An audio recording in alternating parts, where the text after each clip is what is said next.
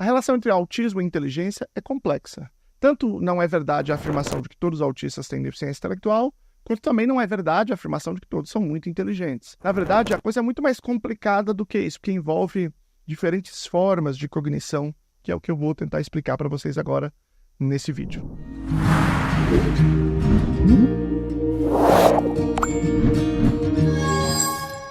Olá, povão, tudo bem? Meu nome é Luciano Lacerdo, sou doutor em Educação pela PUC São Paulo, fiz o pós-doutoramento no Departamento de Psicologia da UFSCar, eu estudo autismo e práticas com evidência. Então, olha lá, pessoal, quero mostrar para vocês, já de começo aqui, um texto, um artigo que é em grande parte base do que nós vamos falar aqui. Olha aí. Ó, presta atenção, em primeiro lugar, que esse texto é do CDC, que é do Centro de Controle e Prevenção de Doenças americano. Então, olha o título, vou falar em português. Prevalência e características de autismo, transtorno do espectro autista, em crianças com 8 anos de idade.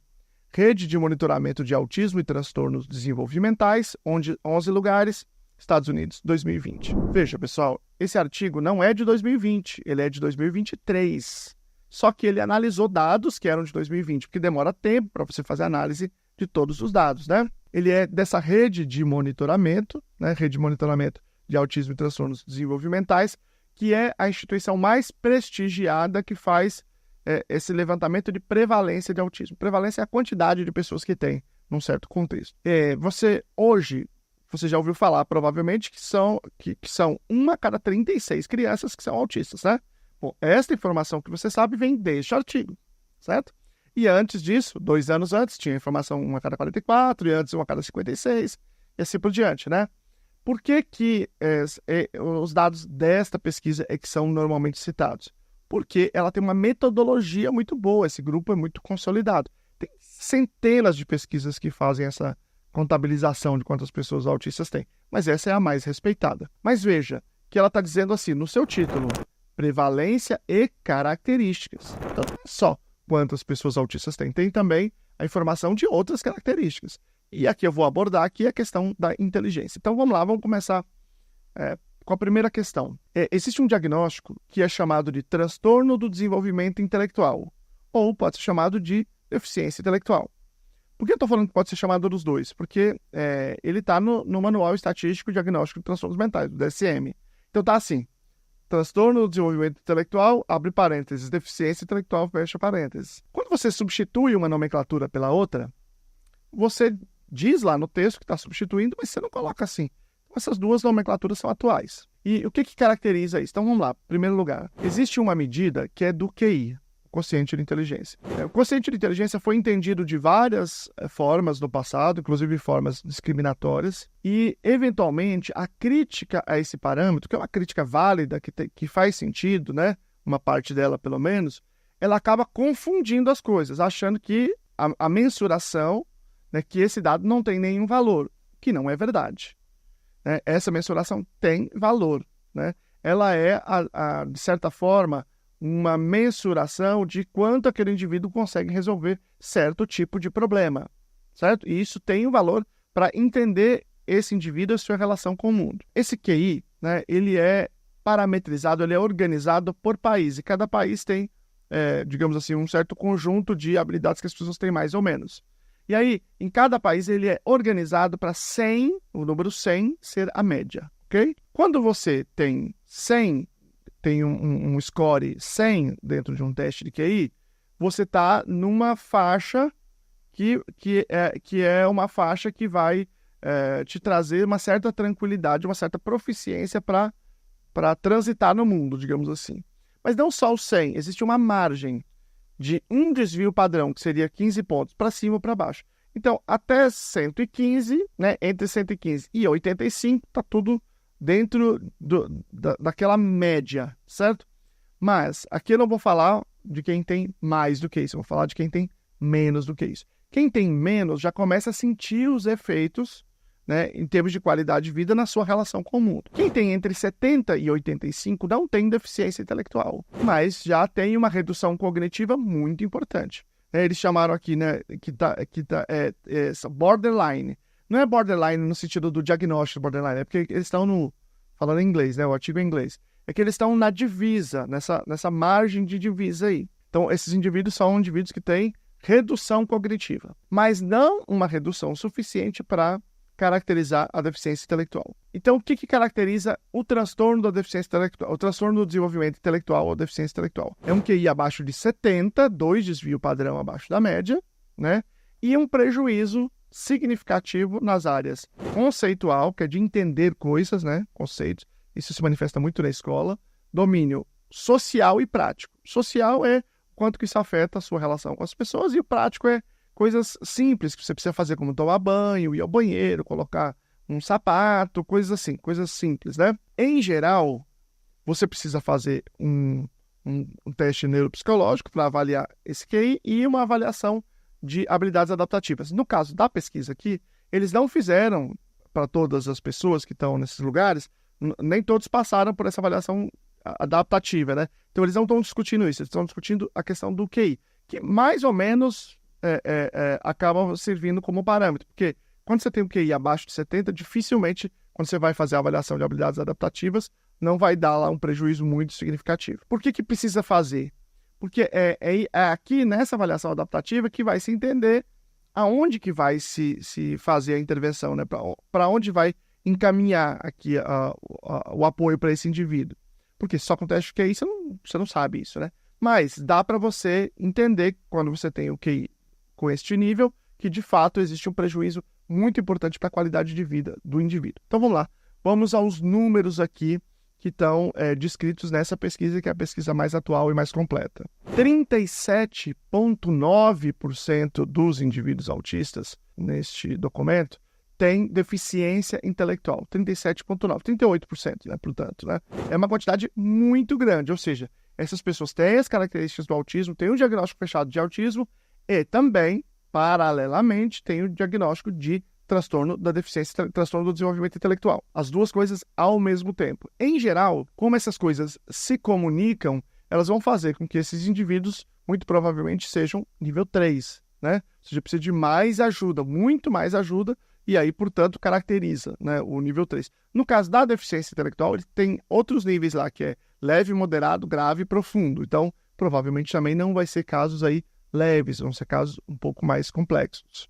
23,5% estão nessa borda aí, que não chega a ter deficiência intelectual, mas também não tem uma inteligência na média. Tem uma inteligência que está entre 70 e 85, que já é muita coisa, viu, gente? Já é um prejuízo muito significativo também. Muito provavelmente esses indivíduos, embora essa questão da correlação com os níveis não é abordado na pesquisa, né? Mas muito provavelmente eles devem estar aqui, né, próximo do nível 2, né? Porque quando você soma as duas coisas, realmente acaba tendo um prejuízo, uma necessidade de ajuda muito grande. E, por fim, 38,6% dos autistas não apresentaram prejuízo intelectual. Ou tem o QI na média ou acima da média. Eles não verificaram essa questão, não colocaram de maneira discriminada essa questão do acima da média. Então, estou na média ou até uma parte mais do que a média, né? Então, nós estamos falando aí de 39%, mais ou menos, arredondando aí 39%. Então, veja, a afirmação de que todos têm um transtorno do desenvolvimento intelectual está errada. A informação que todos são muito inteligentes também está errada. Só que, como eu disse, essa questão é um pouquinho mais complicada do que isso, né? Por quê? Porque existem outras questões de cognição social que podem estar prejudicadas nesses indivíduos, ainda que eles tenham aí uma preservação cognitiva geral, digamos assim, de inteligência geral. Por quê? Uma das críticas, e ela é importante sobre o QI, que ela vai olhar para certas habilidades, habilidades mais linguísticas e lógico-matemáticas, mas existem outras habilidades também, que também são importantes, também têm valor em termos de qualidade de vida, que não entra nessa conta. E às vezes a gente se engana por conta disso. Eu vou dar um exemplo aqui para vocês, né? Eu vou explicar aqui sobre um teste que eu já mostrei, né? Que é o teste das bonecas, o teste Sally-Ann. Eu vou colocar o link aqui, quem quiser vai lá e assiste eu com as bonecas fazendo. Que é o seguinte, basicamente, né? Resumidamente. Os cientistas apresentam duas bonecas. Uma se chama Sally, a outra se chama Ann. Uma boneca pega uma bolinha e deixa em um lugar embaixo de uma cesta, tá? E aí o cientista pega essa aqui e tira, diz ela saiu. E aí a outra boneca pega a bolinha, tira da cesta e coloca numa caixa. E aí a gente faz então que a boneca volta. Quando ela volta, aí o cientista pergunta para a pessoa, ela vai procurar na cesta ou na caixa? Ela deixou na cesta, certo? A outra foi lá e colocou na caixa. Ela não viu. Ela estava fora. Quando ela voltou, ela vai procurar em qual? O que é uma coisa importante de se dizer sobre esse teste? É que esse teste, a versão original dele, depois teve várias outras replicações. Isso é importante se saberem, né? Porque alguém pode achar que o problema disso é porque o indivíduo tem dificuldade simbólica de que a boneca pode ser tomada como uma pessoa. Tem outras variações em que não são bonecas, são pessoas. Tem duas pessoas, uma pessoa vai e deixa a bolinha em algum lugar, esta pessoa sai, a outra pessoa vem, pega a bolinha, põe no lugar, e aí uma pessoa pergunta para a criança, para o adolescente, quando o adulto volta, onde que você acha que ele vai procurar a bolinha? Entende? Então não é uma questão de elaboração simbólica, é uma outra questão diferente. Isso se chama teoria da mente, né? Esse é um nome, em 85, quando saiu esse artigo, vou colocar aqui embaixo também, né? Saiu com esse nome, teoria da mente, que é a seguinte ideia. A pessoa que está olhando para a situação, ela tem que ter uma teoria, ela tem que ter elaborado uma teoria de que a outra pessoa que ela está vendo, nesse caso, pode ser a boneca ou a pessoa, que ela tem uma mente própria. E que esta mente própria não viu a bolinha ser mudada de lugar, porque ela não estava no lugar, porque a mente só tem acesso àquilo que ela consegue ver. E que quando ela chegou, olhando do ponto de vista da teoria da mente, ela vai achar que está no mesmo lugar. Esse é o nome que se dá dentro da ciência cognitiva. Na análise do comportamento, se chama isso de tomada de perspectiva. Quer dizer, a ideia é, eu não necessariamente preciso ter uma teoria que o outro tem uma mente. Eu simplesmente tenho que saber como me colocar no lugar dela, tomar a perspectiva dela para perceber que ela não tem como saber que a bolinha foi mudada de lugar. Uma diferença sutil. Não tem muita importância para essa nossa explicação. O que é importante dizer é que no teste original, que é o teste de 1985, você tem 3 grupos que fizeram. Um grupo era um grupo com desenvolvimento típico, crianças pequenas. E esse grupo todo mundo acertou, que ela procuraria aonde ela deixou.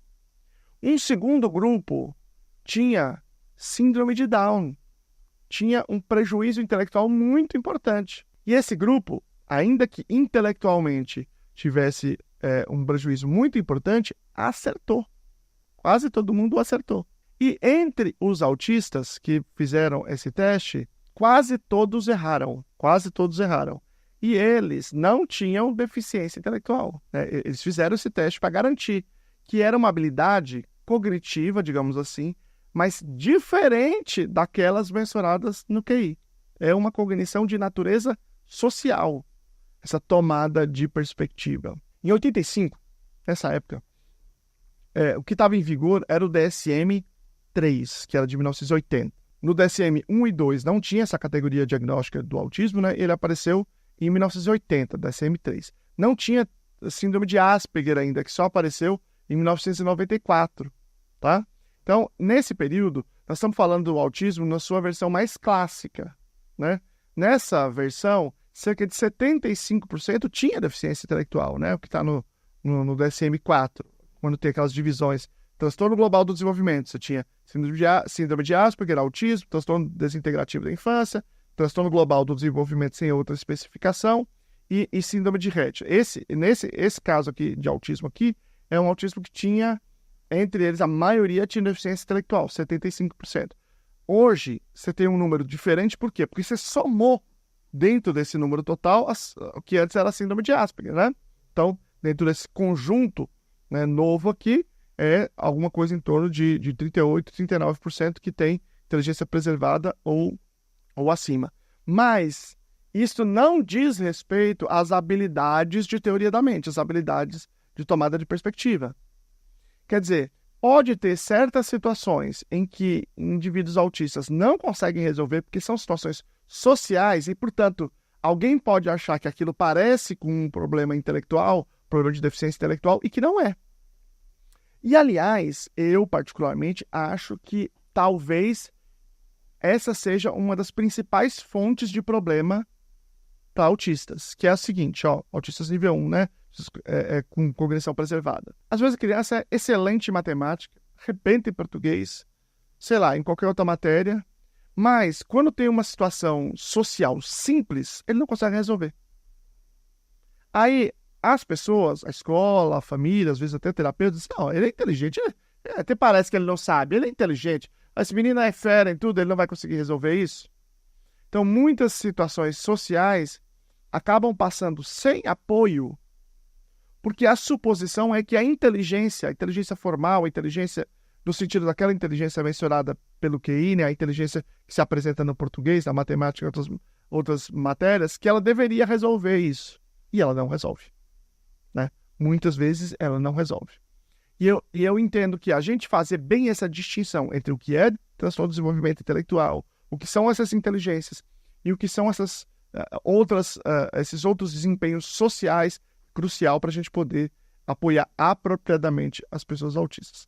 Mas, gente, muito obrigado. Eu vou deixar aqui para vocês um vídeo sobre terapia ABA e vou deixar um outro vídeo aqui para vocês sobre também intervenção em autismo nível 1. Grande abraço.